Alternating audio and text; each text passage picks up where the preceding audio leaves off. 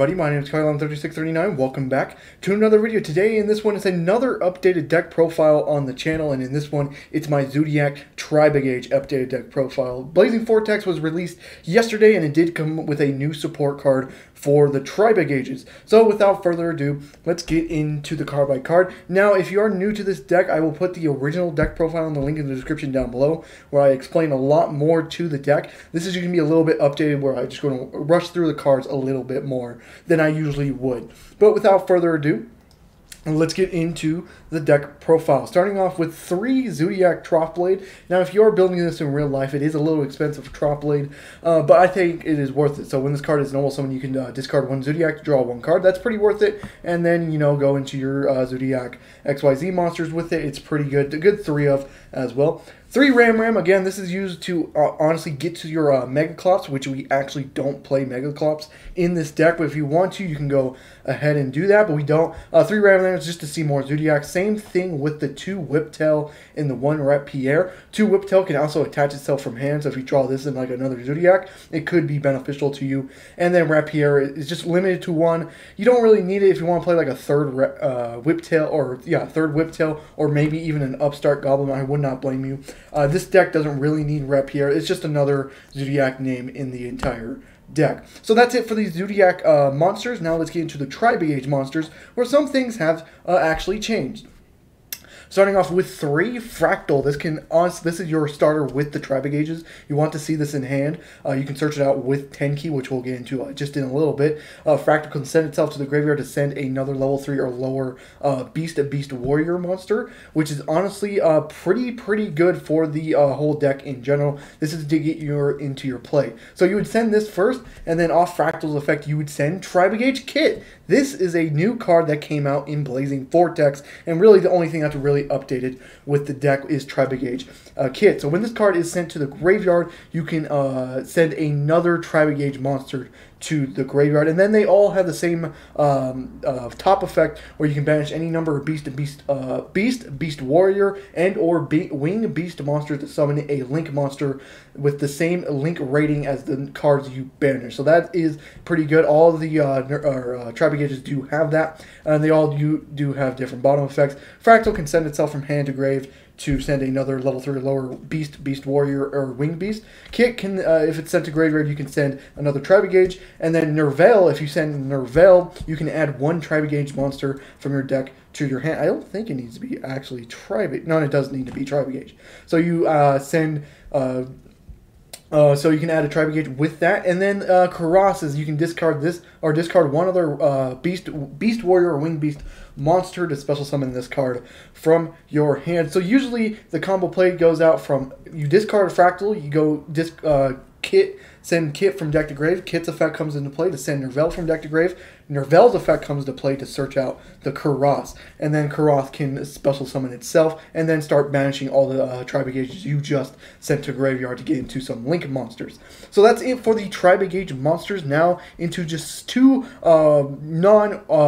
archetype cards. The first one is Mist Valley Apex Avian. Again, this card is important with Simorgh Bird of Sovereignty, the Link 3 we'll get into in just 1 second. So once per chain, when a card effect is activated, quick effect, target 1 Mist Valley card you control, return that target to the hand, and if you do, negate the activation, and you do destroy it. So you usually do Mist Valley Apex Avian, you just add it back to hand to negate. So it's basically just a negation for the entire deck.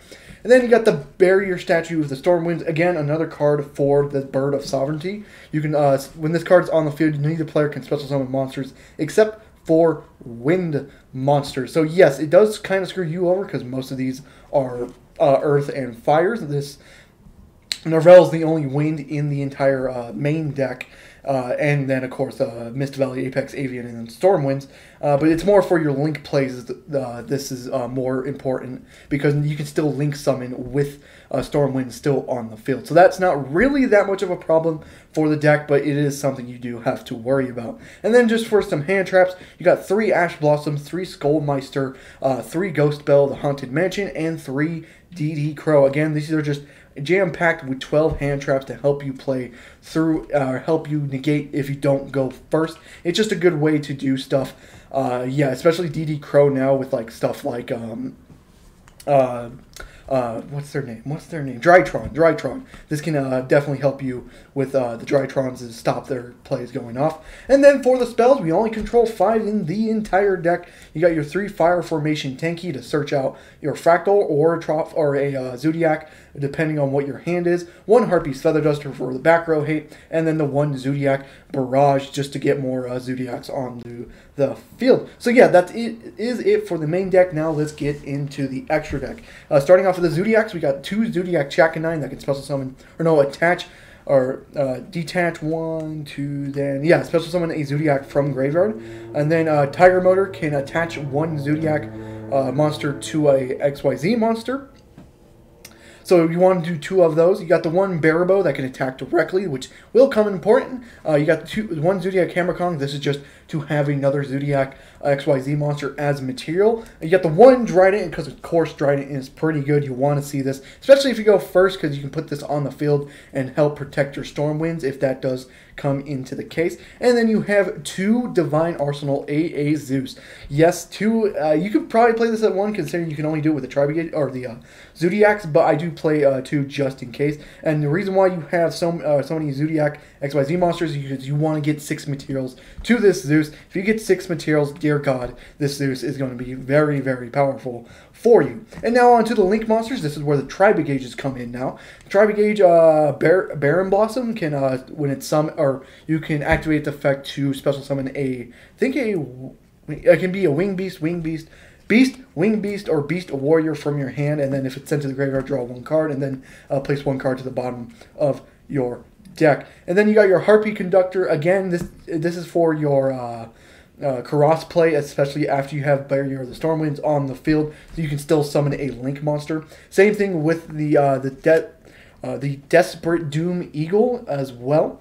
Again, this is a nice attack boost, especially when you have DD Crow and Desperate Doom Eagle to get rid of monsters from the graveyard to gain its 24 attack boost. So basically, its effect is if your opponent controls no monsters, it gains no monsters in their graveyard. It gains 2,400 attack, and then quick effect, you can target 1 monster your opponent controls in the graveyard, shuffle it into the deck. Then Bird of Sovereignty is a really, really important piece to the whole deck in general. So when you summon Bird of Sovereignty off Karas, again, we'll get into the combos in just 1 second, but this can also summon your Barrier Wind Statue during the end phase, which is pretty good. And then for just to finish out the Link monsters, you got Tri-brigade Rogue the Silver Sheller as your Link 3, and then Tri-brigade Ominous Omen as a Link 4 that can banish non-targeting banish card. So pretty amazing. And then side deck, it's just Artifact Lantia, Droll, Knockbird, Nibiru, Forbidden Droplet, and Evenly Matched. So that is it for the entire deck. Now let's get into the combo pieces. So this is usually a typical hand you'll see with the Tri-brigade Zoodiac deck. Now this is actually a pretty perfect hand if I say so myself. It could get a little worse. You usually draw like 2 or 3 hand traps. Sometimes you'll draw only 1 Tri-brigade and no Zodiacs, and sometimes you'll draw the 1 Zodiac but no Tri-brigades. That's just how it works. But when you get both, it does actually help. Let's go to standby and main phase and show you what the combos are. So here you will start off with Fractal, assuming you're going first and you're playing against no negations. Fractal effect will send a Tri-brigade Kit. Kit's effect can send another Tri-brigade. We'll send Nervell. Nervell effect, we can add 1 Tri-brigade. In this case, we'll add Karas. Didn't really matter because we did have Karas in hand. But again, we usually add Karas off that. And then we'll add activate, let me declare effect of Karas, discarding 4 cost another Karas, and then special summoning the Karas in attack position. Then declaring the effect on field to banish 3. We'll just banish, it doesn't matter what you banish here because you just need to banish 3 for link cost. So you got the 3, and we go into the Bird of Sovereignty, and that's 2 summons now. You go normal summon Drop Blade. You can't activate the effect, so you just go straight into your Trident. If it'll let me do Trident. Why am I lagging, or did I just misclick? There we go. And then end phase, you can declare the effect of Bird of Sovereignty to special summon the Storm Winds, and this does play around Nibiru because Barrier of the Storm Winds is your 5th summon, and Nibiru cannot summon on the conditions of Barrier's Statue of the Stormwind. So again, this is actually a pretty perfect hand. You got 2 negations just in case they try to get rid of it. You can disrupt them with 2 negations. You still have Drynet on the field, and then let's say they leave your board intact. And phase, you can declare a Bard of Sovereignty's effect one more time to special summon your Mist Valley Apex Avian, and then all of a sudden you have another negation right then and there. Draw for turn is a Trough Blade. You need to get rid of the Stormwind somehow, but it is still okay to do everything. So I hope you guys did enjoy the video. If you did, leave a like and subscribe for more. I will be doing, I think, 2 more deck profiles on Armed Dragons and Zombie Outlaws with their new support cards. So yeah, if you want to see those, please subscribe to the channel and leave a like on the video. And I'll see you guys in the next one. Goodbye.